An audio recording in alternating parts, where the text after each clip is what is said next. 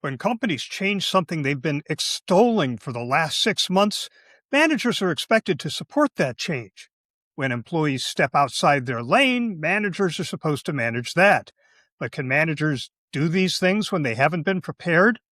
That's the case with some fallout from the introduction of artificial intelligence in organizations. The details are coming up in this short midweek episode of For Immediate Release. Another fine podcast from the FIR Podcast Network. This is For Immediate Release, the podcast for communicators.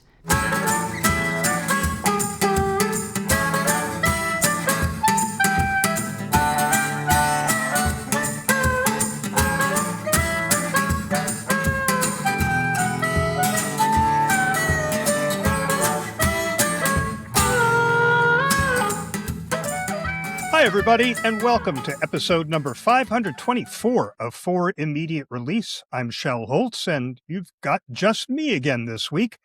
And I've got 3 artificial intelligence stories to share with you. Organizational communicators are going to have to be living at the intersection of all 3 of these items, whether we're ready or not. So let's tackle them as parts of a bigger whole. Let's start with the whiplash. For the past year or so, companies have been in what some have come to call the token maxing era.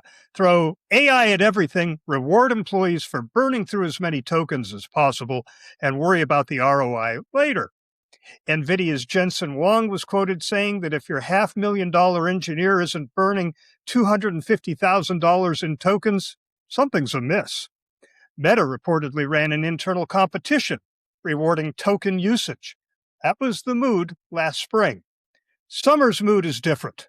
The Associated Press, and by the way, this same reporting ran in the Washington Post and the Philadelphia Inquirer and elsewhere, describes companies now hitting a wall. Costs went up, productivity didn't keep pace, and the bill is coming due. We actually covered this in episode 517 back in early June, but just as a reminder, Uber blew through its entire annual AI budget in 4 months, according to its CTO, and has since rolled out spending tiers starting at $1,500 a month per employee. And some companies aren't just tightening budgets, they're switching platforms entirely. One AI startup called Lindy moved 100% of its traffic off Claude into DeepSeek, the cheaper Chinese alternative, and its CEO told CNBC the cost curve crashed to the ground. Multiply that kind of switch across every company currently having the same conversation, and you've got a specific communications problem. How do you explain to a workforce that you spent months enthusiastically evangelizing one tool that you're now moving them to a different one, possibly overnight, for reasons that are mostly financial and don't actually touch the employees who have been building stuff on that tool that you started with? That's problem number 1. Problem number 2 is going to make problem number 1 look simple, because it's not just about which tool people use, it's about what people are allowed to do with it. Axios got an exclusive look at new OpenAI research drawn from more than 800,000 work-related ChatGPT messages from business users, and the finding is that workers are routinely doing other people's jobs. Roughly 44% of occupation-specific requests involve tasks typically associated with a different profession, after stripping out generic stuff like drafting emails. Customer service employees, designers, and HR professionals are the biggest boundary crossers, with something like 3/4 of their profession-specific prompts touching work that belongs to somebody else's job title. People are using ChatGPT to draft marketing materials, troubleshoot software, run financial calculations, interpret regulations, jobs that used to require a specialist that you would reach out to for help. OpenAI's own chief economist told Axios the boundaries between jobs are already becoming more flexible because of this. Now, if you're in communications, you can probably already hear the governance questions stacking up. Who's accountable when a well-meaning employee uses AI to draft something that touches legal, financial, or regulatory territory that they have no training in? What happens to your carefully built subject matter expert review process when everyone feels like a generalist?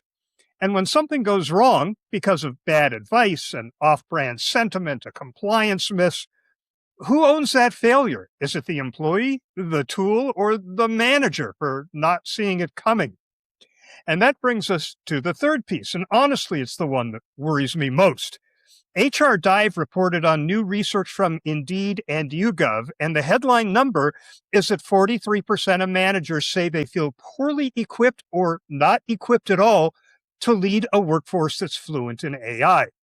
More than half of workers say they're not getting the AI training they need, and employer expectations for what workers should be doing with AI are running 2 or 3 times ahead of what workers actually feel comfortable doing.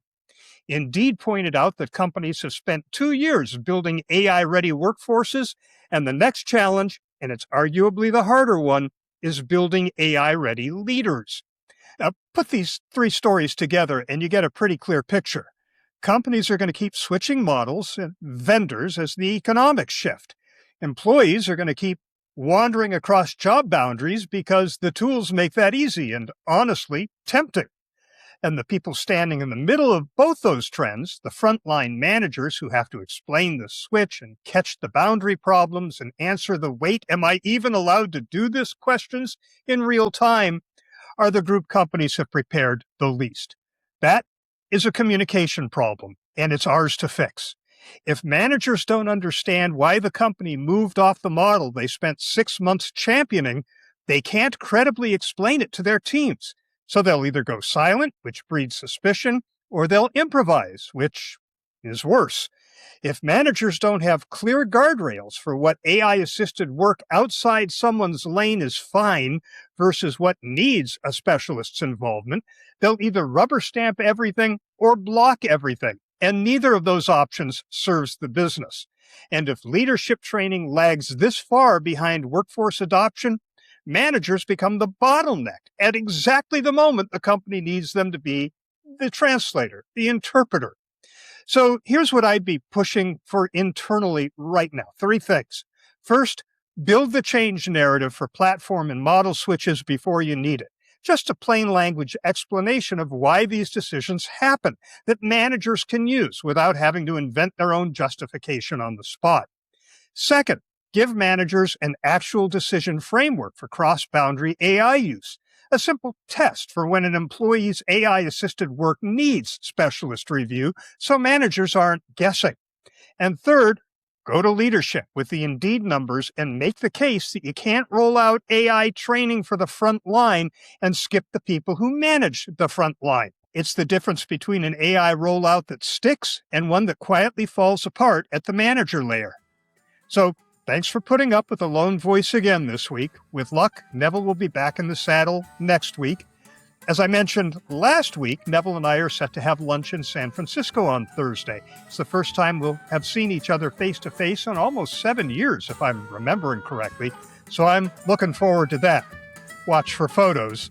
And that will be a 30 for this episode of For Immediate Release.